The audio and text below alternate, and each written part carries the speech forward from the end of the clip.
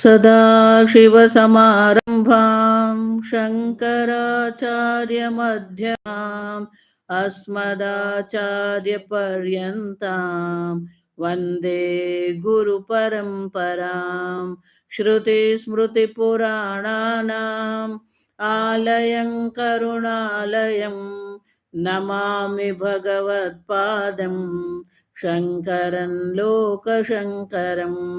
शङ्करं शङ्कराचार्यं केशवं बादरायणं सूत्रभाष्यकृतौ वन्दे भगवन्तौ पुनः पुनः। ईश्वरो गुरुरात्मेति मूर्तिभेदविभागिने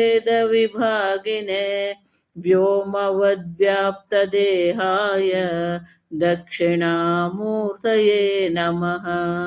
ॐ असतो मा सद्गमय तमसो मा ज्योतिर्गमय मृत्योर्मा अमृतङ्गमय। ॐ शान्ति शान्ति शान्तिः। हरिः ॐ श्रीगुरुभ्यो नमः। हरिः ॐ। ॐ गणानां त्वा गणपतिगुं हवामहे कविं कवीनामुपमश्रवस्तमं ज्येष्ठराजं ब्रह्मणां ब्रह्मणस्पदान् शृण्वन्नोतिभिः ॐ श्रीमहागणाधिपतये नमः। ॐ भद्रं कर्णेभिः शृणुयाम देवाः भद्रं पश्येमाक्षभिर्यजत्राः स्थिरैरङ्गैः सुष्ठुवागुंसस्तनूभिः दृशेम देवहितं यदायुः। स्वस्ति न इन्द्रो वृद्धश्रवाः स्वस्ति नः पूषा विश्ववेदाः स्वस्ति नस्तार्क्ष्यो अरिष्टनेमिः स्वस्ति नो बृहस्पतिर्दधातु। ॐ शान्ति शान्ति शान्तिः। ॐ नमस्ते गणपतये त्वमेव प्रत्यक्षं तत्त्वमसि तमेव केवलं कर्तासि तमेव केवलं धर्तासि तमेव केवलं हर्तासि तमेव सर्वं खल्विदं ब्रह्मासि तं साक्षादात्मासि नित्यं ऋतं वच्मि सत्यं वच्मि अवत्वं माम् अववक्तारम् अवश्रोतारम् अवदातारम् अवधातारम् अवानूचानमवशिष्यम् अवपश्चात्तात् अवपुरस्तात् अवदुत्तरात्तात् अवदक्षिणात्तात् अवचोर्ध्वात्तात् अवाधरात्तात् सर्वतो मां पाहि पाहि समन्तात् तं वाङ्गमयस्त्वं चिन्मयः तमानन्दमयस्तं ब्रह्ममयः तं सच्चिदानन्दाद्वितीयोऽसि तं प्रत्यक्षं ब्रह्मासि तं ज्ञानमयो विज्ञानमयोऽसि सर्वं जगदिदं तत्तो जायते सर्वं जगदिदं तत्तस्तिष्ठति सर्वं जगदिदं त्वयि लयमेष्यति सर्वं जगदिदं त्वयि प्रत्येति तं भूमिरापो नलो निलो नभः तं चत्वारि वाहाः पदानि तं गुणत्रयातीतः तमवस्थात्रयातीतः तं देहत्रयातीतः तं कालत्रयातीतः तं मूलाधारस्थितोऽसि नित्यं तं शक्तित्रयात्मकः तां योगिनो ध्यायन्ति नित्यं तं ब्रह्मास्तं विष्णुस्तं रुद्रस्तमिन्द्रस्तमग्निस्तं वायुस्तं सूर्यस्तं चन्द्रमस्तं ब्रह्म भूर्भुवस्सुवरो गणादीं पूर्वमुच्चार्य वर्णादीस्तदनन्तरम् तारेण रुद्धम् एतत्तव मनुस्वरूपं गकारः पूर्वरूपम् अकारो मध्यमरूपम् अनुस्वारश्चान्त्यरूपम् बिन्दुरुत्तररूपम् नादसन्धानं सगुंहिता सन्धिः सैषा गणेशविद्या गणकऋषिः निजृद्गायत्रीछन्दः गणपतिर्देवता ॐ गणपतये नमः। एकदन्ताय विद्महे वक्रतुण्डाय धीमहि तन्नो दन्ति प्रचोदयात्। एकदन्तं चतुर्हस्तं पाशमङ्कुशधारिणं रदं च वरदं हस्तैर्बिभ्राणं मूषकध्वजं रक्तं लम्बोदरं शूर्पकर्णकं रक्तवाससं रक्तगन्धानुलिप्ताङ्गं रक्तपुष्पैः सुपूजितं भक्तानुकम्पिनं देवं जगत्कारणमच्युतम् आविर्भूतं च सृष्ट्यादौ प्रकृतेः पुरुषात् परम् एवं ध्यायति यो नित्यं स योगी योगिनां वरः।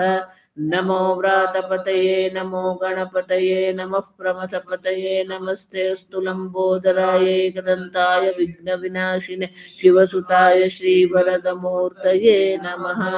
ॐ सहना भवतु सहनौ भुनक्तु सह वीर्यं करवावहै तेजस्विनावधीतमस्तु मा विद्विषावहै।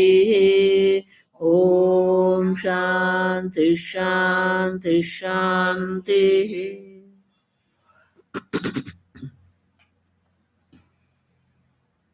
दीर्घ श्वास ले लो, दीर्घ प्रणव का उच्चारण करेंगे।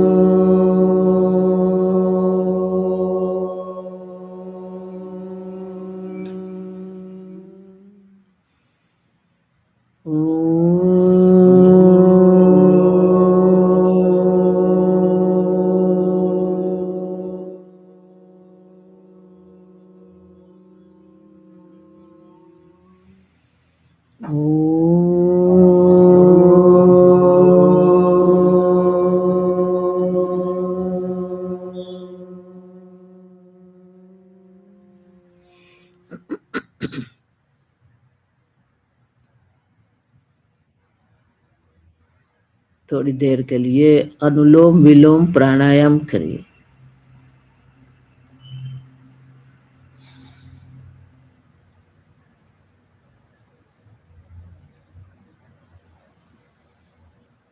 प्राणायाम यांत्रिक क्रिया नहीं बनानी है। प्राणायाम एक यांत्रिक क्रिया न बन जाए, इसके लिए प्राणायाम के साथ आप अपने इष्ट देवता के मंत्र को भी जोड़ दीजिए। साथ ही साथ बाह्य शीतल वायु नासिका में प्रवेश कर रहा है, वो शीतलता के स्पर्श का अनुभव करिए। फेफड़े से उष्ण वायु बाहर निकल रहा है, वो उष्णता के स्पर्श का अनुभव कर, उसके प्रति आप सजग बनिए।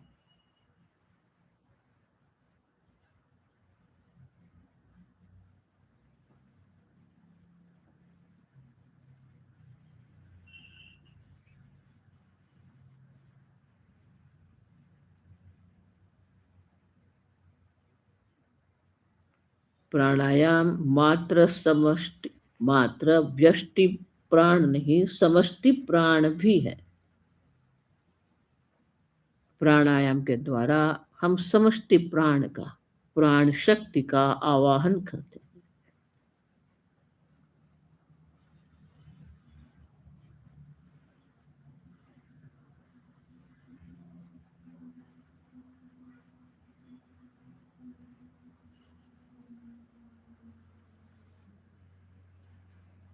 जिस प्रकार से एक ही विद्युत शक्ति अलग अलग साधन से अलग अलग प्रकार से अभिव्यक्त होती है, गति के रूप में, उष्णता के रूप में, शीतलता के रूप में, प्रकाश के रूप में,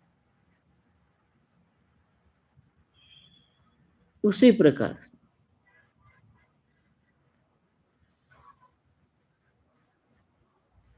एक ही प्राण शक्ति संपूर्ण ब्रह्मांड में जड़, चेतन, चर, अचर सर्व में अलग अलग प्रकार से अभिव्यक्त होती है।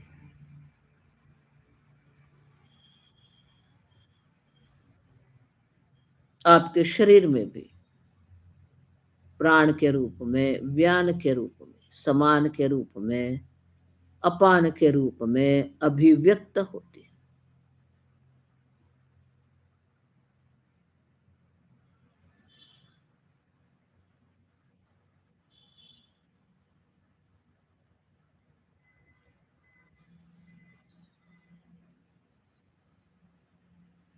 जैसे जैसे आप प्राणायाम कर रहे हैं,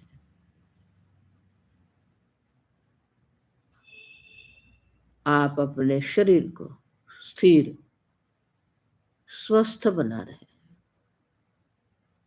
प्राणवायु, प्राणवायु से व्यान वायु, व्यान वायु से समान वायु, अपान वायु,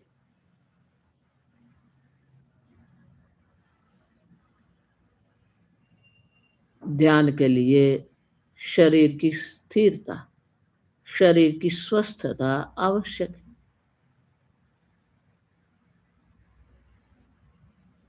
स्थिरम सुखम आसन,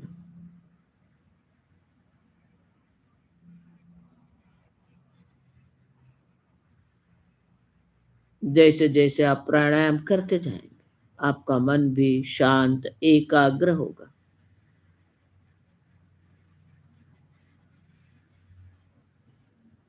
ईश्वर के नाम से मन शांत, शुद्ध, सूक्ष्म बनता है।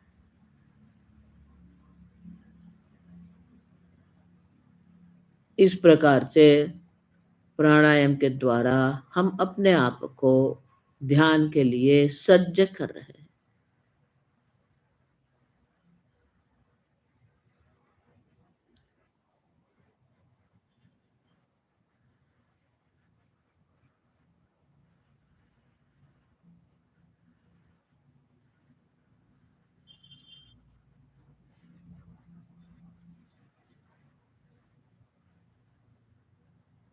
दोनों हाथ को चिन्ह मुद्रा के रूप में घुटन पर रखें।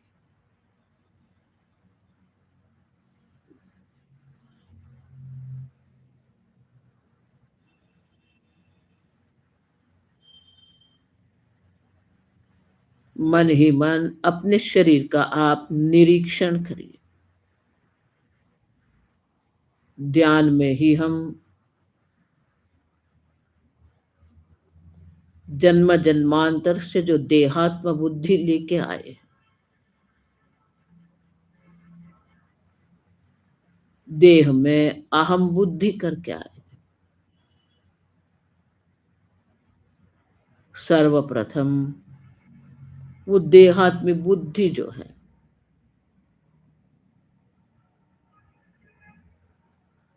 वो देहात्म बुद्धि को ही निवृत्त करना।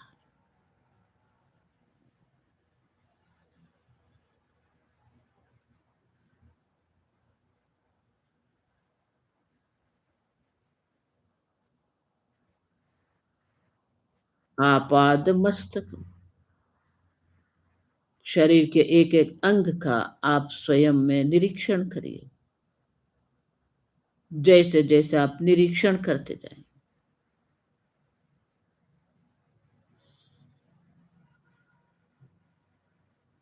ये स्पष्ट होगा आप देह नहीं है।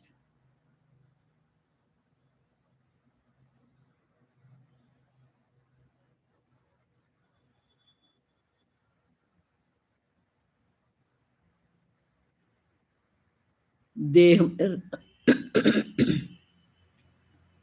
देह में रहते हुए भी देह से भिन्न विलक्षण आप है।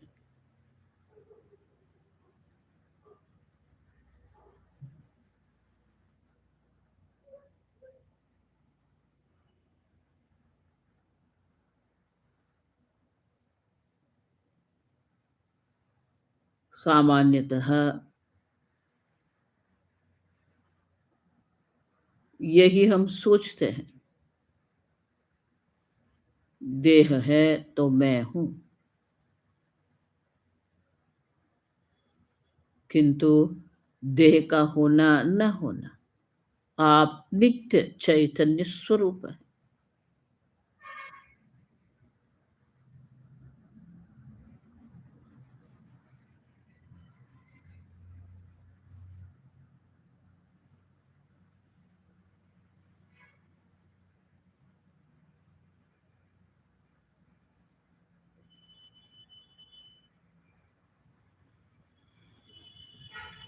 इंद्रिय, प्राण, मन, बुद्धि,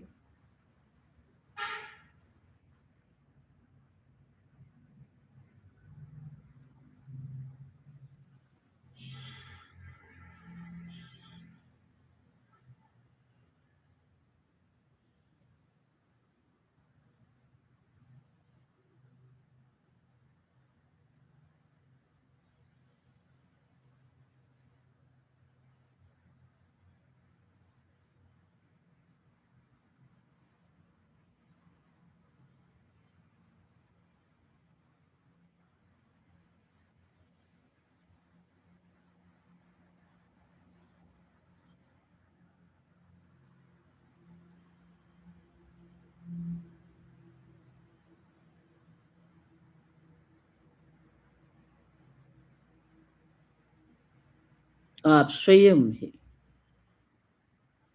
ये चिंतन करिए। मन अगर अन्य विषय में भटक रहा, पुनः तत्व चिंतन में मन को लगाइए।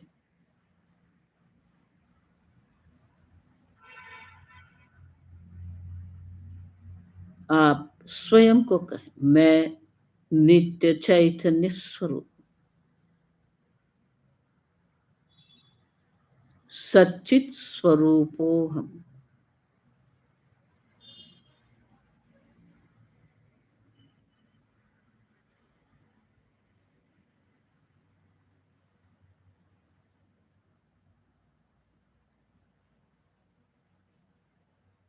जिस प्रकार से घड़े में आकाश नहीं है, आकाश में घड़ा है,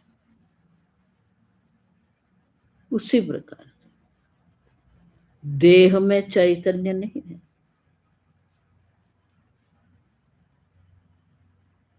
चैतन्य में देह है।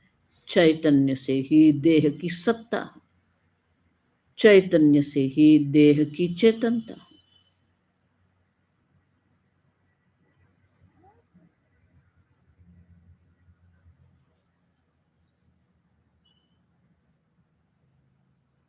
अविद्या के कारण हम अपने अस्तित्व को देह पर आधारित मानते हैं। सही दृष्टि ये है, आप देह पर आधारित नहीं है, देह आपकी सत्ता से है।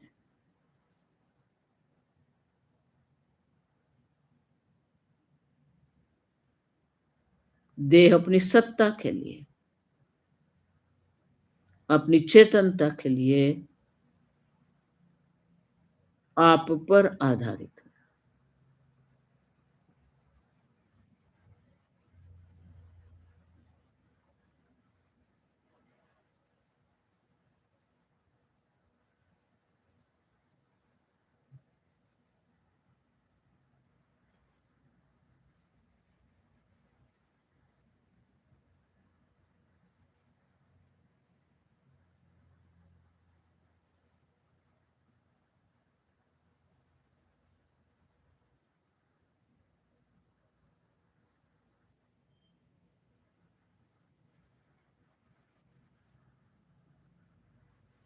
मन में जो वृत्ति उठ रही है, वृत्ति भी अपनी सत्ता के लिए, अपनी चेतनता के लिए आप पर आधारित है। आपकी सत्ता से ही वृत्ति की सत्ता है। आप चैतन्य से ही वृत्ति की चेतनता है।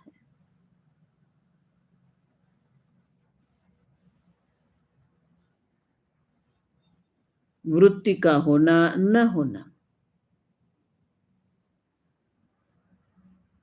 चैतन्य की दृष्टि से कोई विशेष असर नहीं है। वृत्ति है तब भी आप सच्चित स्वरूप। वृत्ति शांत हो जाती है तब भी आप सच्चित स्वरूप ही है।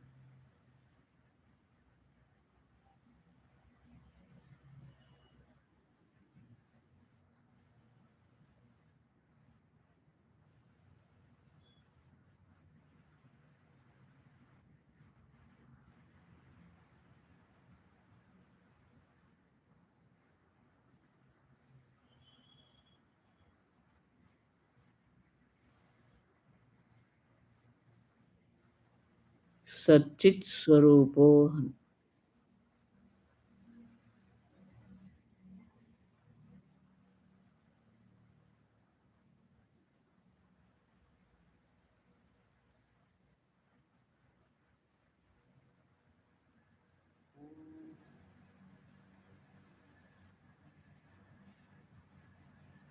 ओम शांति शांति शांति।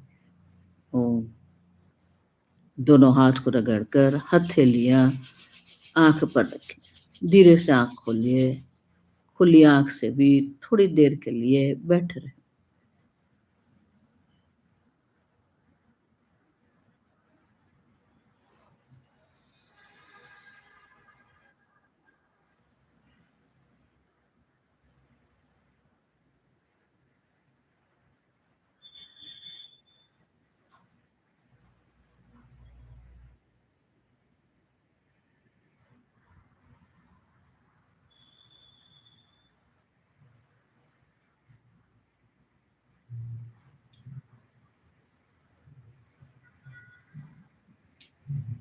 ओम।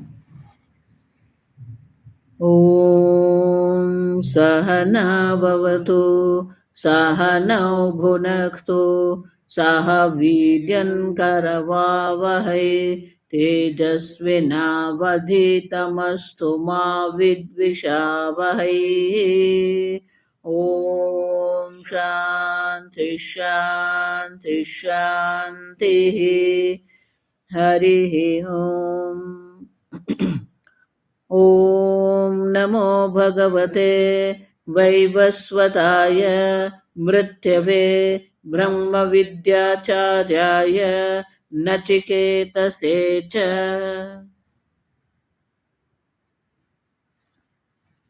मंत्र।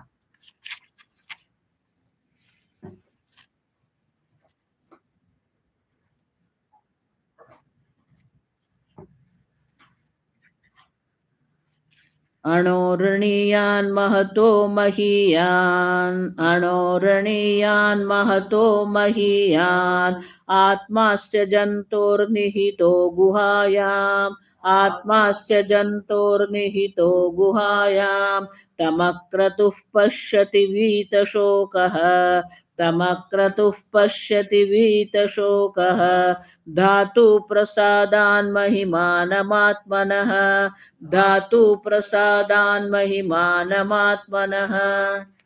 Page number 66।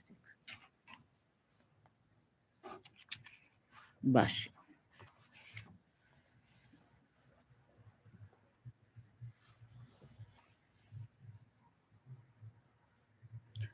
तमात्मानं तम आत्मानं दर्शन श्रवण मनन विज्ञान लिंगम दर्शन श्रवण मनन विज्ञान लिंगम अक्रतुः अक्रतुः अकामः अकामः द्रष्टा दृष्ट बाह्य विषय उपरत बुद्धिः द्रष्टा दृष्ट विषय उपरत बुद्धिः इत्यर्थः इत्यर्थः यदा च एवं तदा तदा मनः मनः आदीने आदीने करणाने करणाने धातवः धातवः शरीरस्य शरीरस्य धारणात् धारणात् प्रसीदन्ति प्रसीदन्ति इति एषां धातूनां धातूनां प्रसादात् प्रसादात् आत्मनः आत्मनः महिमानं महिमानं कर्मनिमित्त कर्मनिमित्त वृद्धिक्षयरहितं वृद्धिक्षयरहितं पश्यति पश्यति अयम् अयम् अहमस्मीति अहमस्मीति साक्षाद्विजानाति साक्षाद्विजानाति।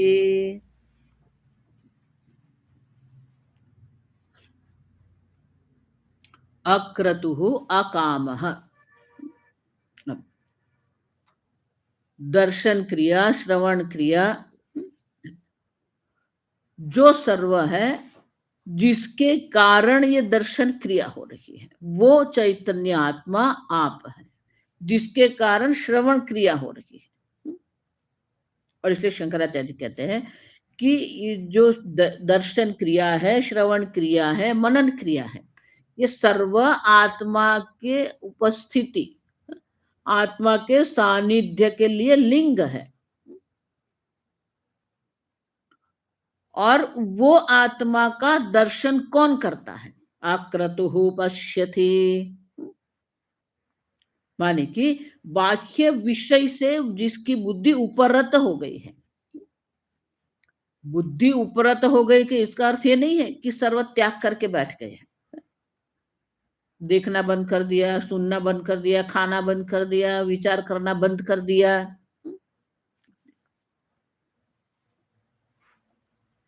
उपरति माने कि उनमें सुख बुद्धि की निवृत्ति है।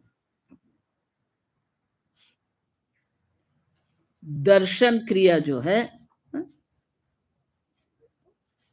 कई वस्तु देखने में आनंद मिलता है, सुनने में आनंद होता है, भोजन ग्रहण करने में आनंद होता है। उपरति माने कि वहां से हम सुख बुद्धि की निवृत्ति कर देते, ये मुझे सुखी करेगा। इसलिए भजगोविंदम में शंकराचार्य जी क्या कहते हैं? तदपि न मुंचति आशा पैन्यम। वो आशा जो हमारे अंदर बैठी हुई है, होप इज देयर, एक दिन हम सुखी हो जाएंगे। ये जगत के प्रति हम एक आशा बना के बैठे हैं। अब सेटल हो जाएंगे। कौन सेटल हुआ है? अब समझे किसको हम कहेंगे? संभव ही नहीं है। आप किसी प्रकार से भी देह की दृष्टि से देखो, प्राण की दृष्टि से देखो, मन की दृष्टि से देखो, कहीं न कहीं वो हमारे मन में आशा बन के रही है। उपरत बुद्धि मानी ये बुद्धि जो हमारी है, सुख बुद्धि करने की हमें जो आदत है, दुख बुद्धि करने की जो हमारी आदत है, उससे हमारी बुद्धि मुक्त है। उपरत मानी ये उससे मुक्त है। विषय तो ग्रहण करना ही है, लेकिन वहां पर सुख दुख बुद्धि जो है उसकी निवृत्ति हो गई, क्योंकि आगे देख के गए यमराजा को नचिकेता ने ये सब दर्शाया है। यो जो आप जितना मुझे जीवन देना चाहते हैं, स्वल्पमेव आयु, वो आयुष्य अनंत काल की दृष्टि से अल्प ही है। अगर आप मुझे भोग देना चाहते हैं तो ये भोग तो क्या है? इंद्रियाणाम जरयंती, अब इंद्रियों को जीर्ण शीर्ण करने वाली। अब और इसीलिए जिसकी बुद्धि ये सर्व से उपरत हो गई है, जो शंकराचार्य बहुत सुंदर कहते हैं, यदा च एवं, जब ऐसा होता है, आप देखिए, जब हमारी बुद्धि ये सर्व से उपरत हो जाती है, तदा मनः आदीनि करणानि, तब ये मन आदि जो साधन है, धातवः, धातु प्रसाद, ये मन आदि जो करण जो है, पांच ज्ञानेन्द्रिय, पांच कर्मेंद्रिय, मन बुद्धि, ये जो साधन है, भोग साधन है, धातु, उसी को ही धातु कहते हैं। मन आदिनी करणानि धातव, क्यों उसको धातु कहते हैं? शरीरस्य धारणात्, क्योंकि ये शरीर को धारण करने वाला कौन है? स्थूल शरीर अपने आप नहीं रह सकता, सूक्ष्म शरीर के कारण ही ये स्थूल शरीर है। तो मन आदि जो करण जो है, जिसके कारण ये शरीर की अवस्थिति है, शरीर को धारण करने वाला जो है, ये प्राण मन बुद्धि है, और इसलिए उसको धातु कहते हैं। धारणात धातु, उतना ही नहीं, धारण मात्र से ही नहीं, प्रसादात, अब देखिए, प्रसीदंती, ये जो धातु है, मन आदि जो करण जो है, वो कैसे होने चाहिए? प्रसाद प्रसीदंती, जब वो प्रसन्न है। इसलिए शंकराचार्य एशाम धातु नाम प्रसादात, अब हमारा मन प्रसन्न है कि नहीं? मन में प्रसन्नता नहीं है। अब कितना भी प्राप्त कर लो, कितना भी भोग करो, कहीं न कहीं हमारे मन में विक्षेप है, चंचलता है। मन में प्रसन्नता है ही नहीं। क्यों नहीं है?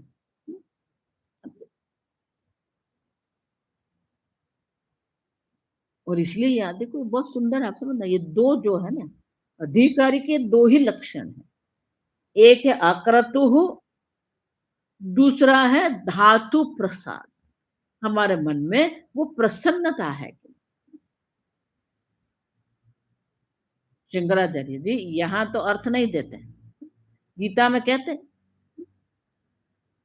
राग द्वेष वियुक्त ही विषयान इंद्रियश्चरन् आत्मवश्येर विधेयात्मा प्रसादम अधिगच्छ। ये प्रसाद की प्राप्ति कब होती है? जब आपके राग द्वेष की पूर्ति करना आपके लिए आवश्यक नहीं रहता है।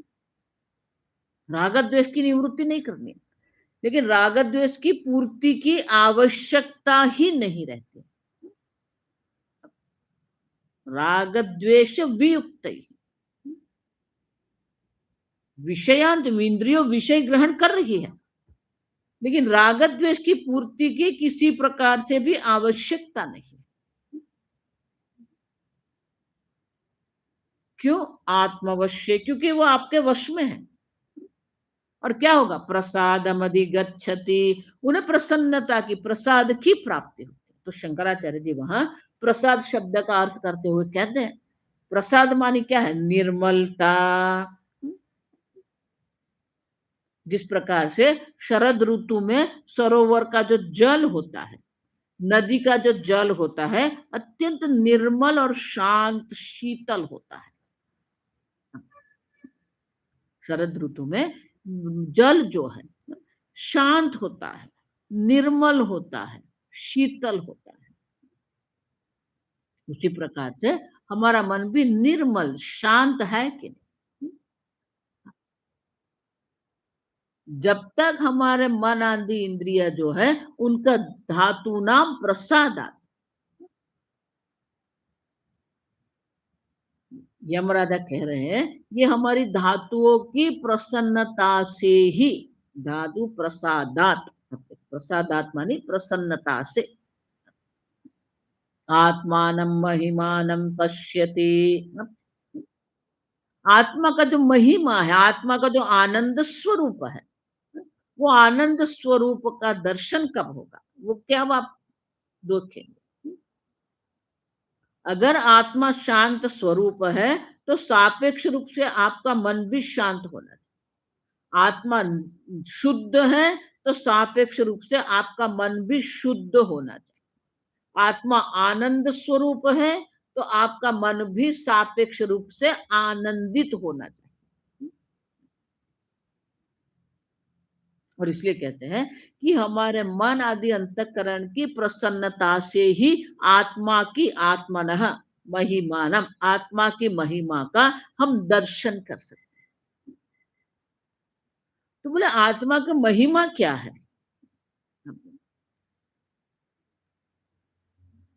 आत्मा की विशेषता क्या है? शंकराचार्य जी कहते हैं कर्म निमित्त वृद्धि क्षय रहितम।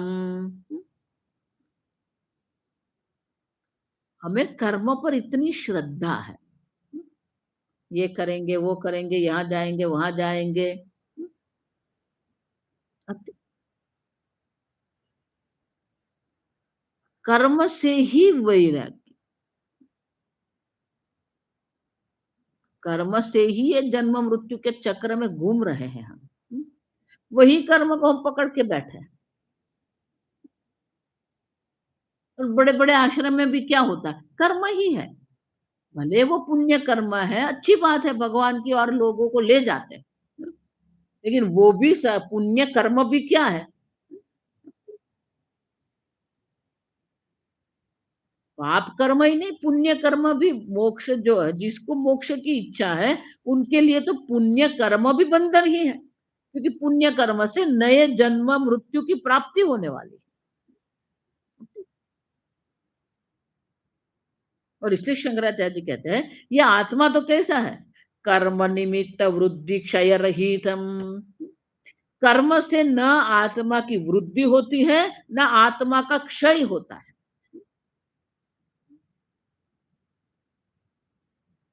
कर्म रहित है, कर्म के किसी प्रकार से। आप कितने भी आप कर्म करते रहे, देखो इसलिए गीता में भगवान कहते हैं कर्मण्य भी प्रवृत्तोपि नैव किंचित करोति सः। बाह्य दृष्टि से वो कर्म करते हैं, लेकिन अपनी आत्मा की दृष्टि से वो जानते हैं मैं कोई कर्म करता नहीं, नैव किंचित करोमि थी। कर्म से आपकी वृद्धि भी होने वाली नहीं है, कर्म से आपका क्षय भी होने वाला नहीं। किसी प्रकार के क्षय वृद्धि रहित जो आत्मा है, वही आत्मा की महिमा है। आप समझ, आत्मा की महिमा तो यही तो है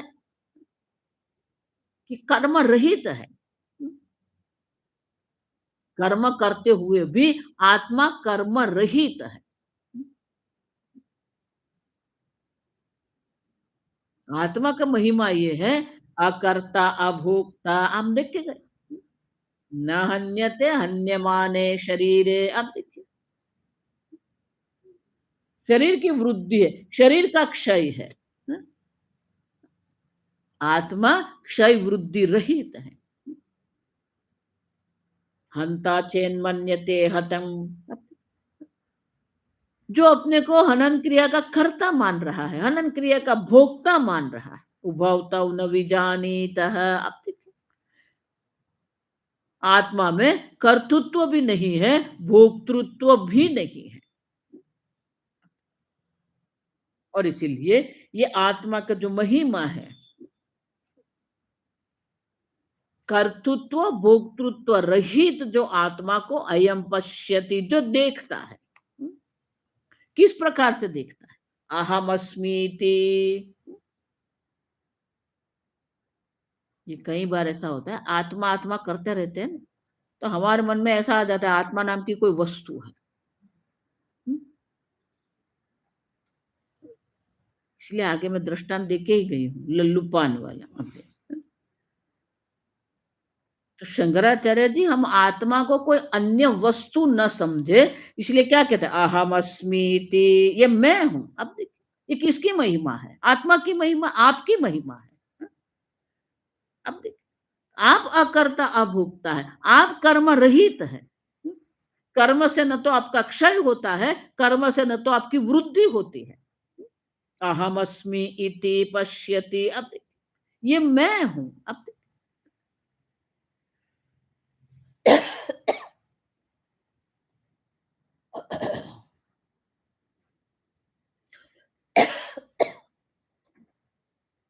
नहीं चुके, कुछ है, डस्ट है, वो लग रही है।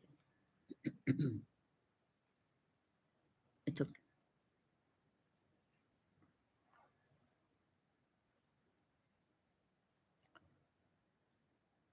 तो अहम अस्मि, मैं जन्म मृत्यु रहित, न जायते म्रियत, सब देख के गए। अब देखिए मेरा जन्म भी नहीं है, मेरी मृत्यु भी नहीं है, मैं करता भी नहीं हूं, मैं भोगता भी नहीं हूं। वो आत्मा का जो महिमा जो है, वो जो दर्शन करता है। इसलिए शंकराचार्य जी कहते हैं अहम अस्मि इति साक्षात विजानाति। साक्षात माने सीधे सीधे वो जान रहा है कि मैं कर्ता भोक्ता नहीं हूं, मैं जन्म मृत्यु रहित हूं।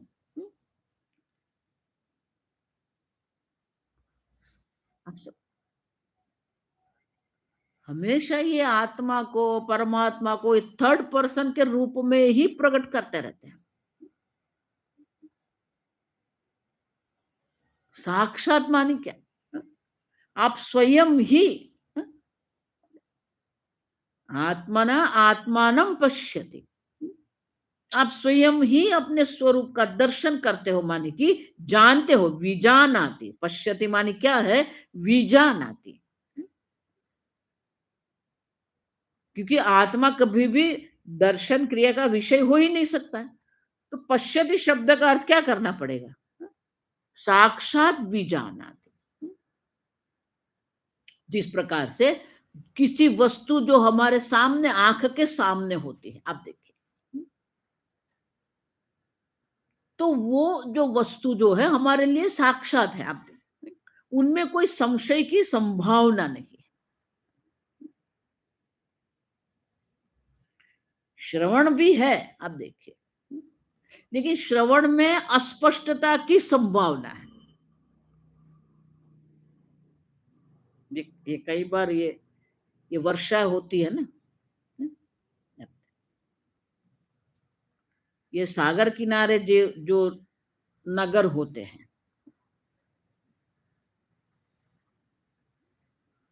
तो वहां ये कोकोनट ट्री, नारियल के वृक्ष होते हैं, बहुत सारे हैं।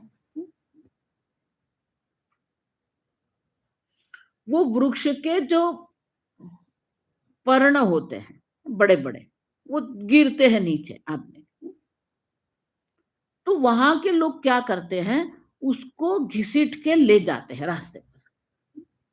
अब सुनो, वो आधा सूखा आधा हरा होता है, पूर्णतः सूख नहीं गया होता है। अब जब वो घसीट के ले जाते हैं ना रास्ते पर, ये जो हमारा टार रोड है, तो उससे जो ध्वनि होती है ना, ये बारिश जैसी ध्वनि आती है, कभी देखना। तो जब वो ले जाते हैं तो हमें ऐसा लगता है कि जैसे बारिश हो रही है। अब इसलिए श्रवण में थोड़े अस्पष्टता की संभावना है, हाँ? लेकिन आप अपनी आंख से देख रहे हैं कि बारिश हो रही है, तो उसमें क्या होगा? हाँ? स्पष्ट है। अब देखिए साक्षात विजानाति, आप समझ रहे हो? क्यों पश्यति शब्द का प्रयोग कर, विजानाति क्यों नहीं कहा? क्योंकि अहम अस्मि इति साक्षात विजानाति, ये मैं हूं। स्थूल शरीर मैं नहीं हूं, जन्म मृत्यु स्थूल शरीर का है। सूक्ष्म शरीर मैं नहीं हूं, सूक्ष्म शरीर में कर्तृत्व भोक्तृत्व है। जन्म मृत्यु कर्तृत्व भोक्तृत्व रहित मैं हूं। अब साक्षात माने ये स्पष्टता है उसके में। और इसीलिए यह शंकराचार्य जी कहते हैं साक्षात भी जाना। देखो इसीलिए बहुत सारे महात्मा ये शब्द का प्रयोग करते हैं, लेकिन मैं उनका थोड़ी विरोधी हूं। अनुभव शब्द जो है, आत्मा का अनुभव करना है। अब अनुभव कैसे करोगे आत्मा का? अनुभव करने वाला आत्मा है और जिसका अनुभव हुआ वो आत्मा है।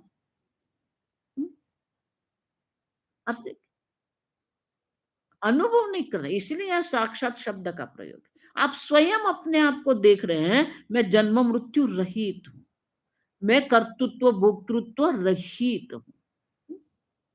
अब देखिए, अब कर्तृत्व भोक्तृत्व रहित अनुभव करो, करो। क्या अनुभव करोगे? अब अनुभव नहीं करना है, आपको समझना है, जानना है कि मैं कर्ता भोक्ता नहीं हूं, कोई कर्म मेरे में नहीं है।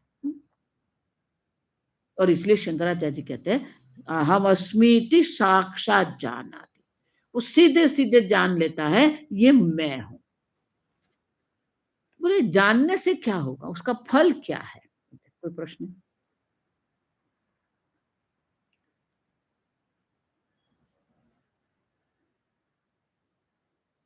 नहीं। नेक्स्ट भाष्य। ततः ततः वीतशोकः वीतशोकः भवति भवति। ततः, ततः माने इस कारण से, जब आप अपने स्वरूप को, साक्षात स्वरूप को जान लेते हैं, तो उसके कारण क्या होगा? वीत शोक भवति, सर्व प्रकार के शोक की निवृत्ति हो जाती है।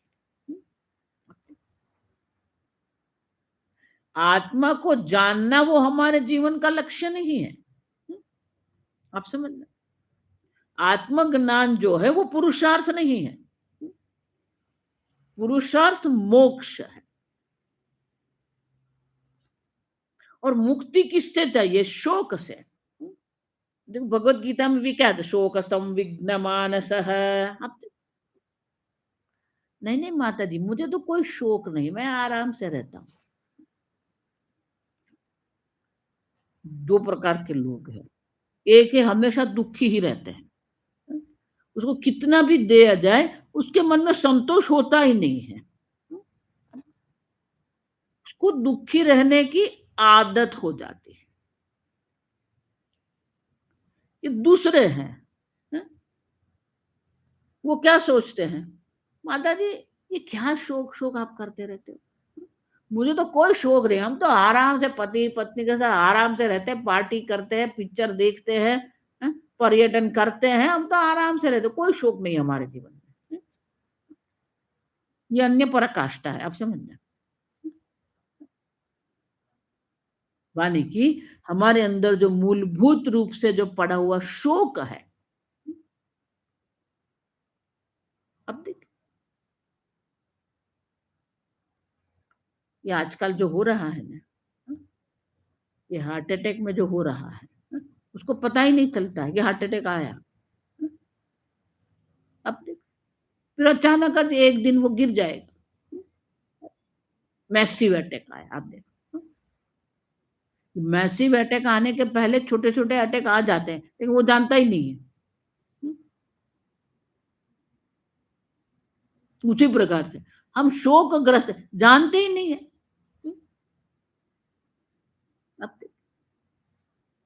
पूज्य स्वामी जी की पुस्तक है, इसलिए फंडामेंटल प्रॉब्लम, छोटी सी है।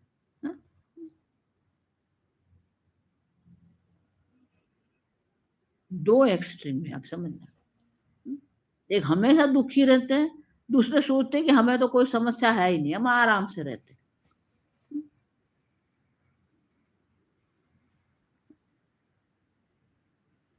प्रत्येक मनुष्य के हृदय में ये शोक पड़ा ही है। वो शोक जो है वो 3 प्रकार से है।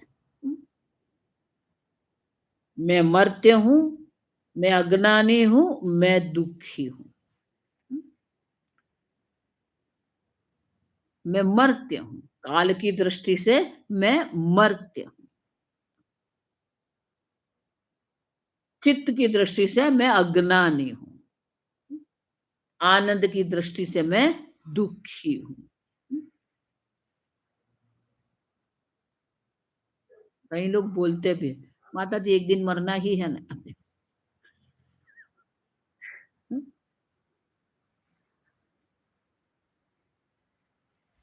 ये पड़ा हुआ है हमारे अंदर।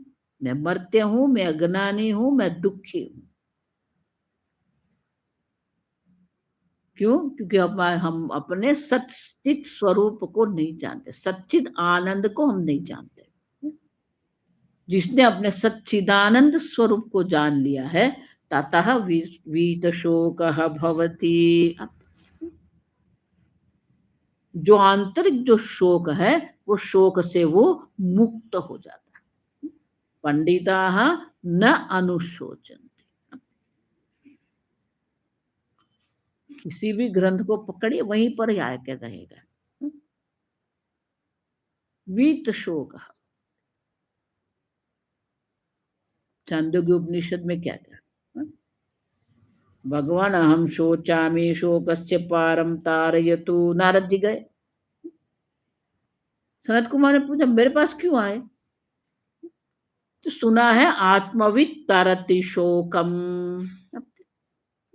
जब तक आत्मा के स्वरूप को नहीं जानेंगे, शोक से मुक्ति होती नहीं है।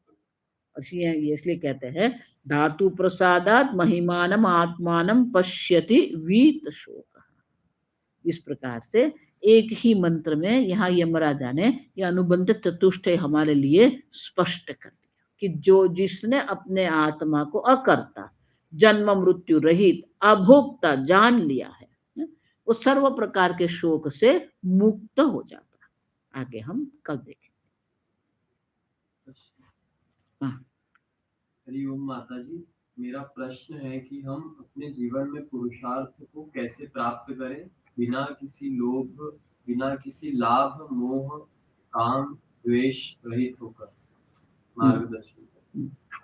देखो वो अक्रतु में ही ये सब आ गया। अक्रतु जब हम कहते हैं तो हमारी बुद्धि जो ये बाह्य जगत के लाभ अलाभ है, उससे पहले हमें मुक्त होना है। गीता में भगवान ये कहते हैं समशत्रौ च मित्रे च तथा लाभ अलाभ। आप देखो लाभा लाभो जया जयो।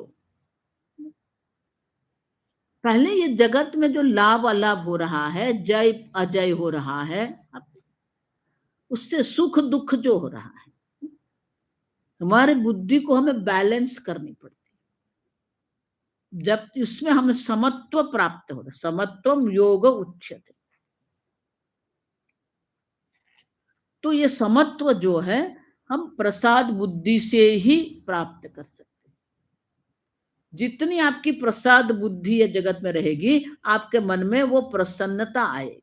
इसीलिए भगवान कहते हैं प्रसन्न चेतसो ही आसु बुद्धि पर्यवत। जिसकी बुद्धि प्रसन्न है उनको ये ब्रह्म ज्ञान तत्काल होता है। और इसीलिए कर्म योग के द्वारा निष्काम भाव से और कर्म की दृष्टि से ईश्वरार्पण बुद्धि, कर्म फल की दृष्टि से प्रसाद बुद्धि के द्वारा ही ये सबसे हम मुक्त हो सकते हैं। सापेक्ष रूप से हम मुक्त हो जाएंगे, फिर आत्मज्ञान से निरपेक्ष रूप से भी ये सब से हम मुक्त हो सकते हैं। ठीक है, और कोई प्रश्न?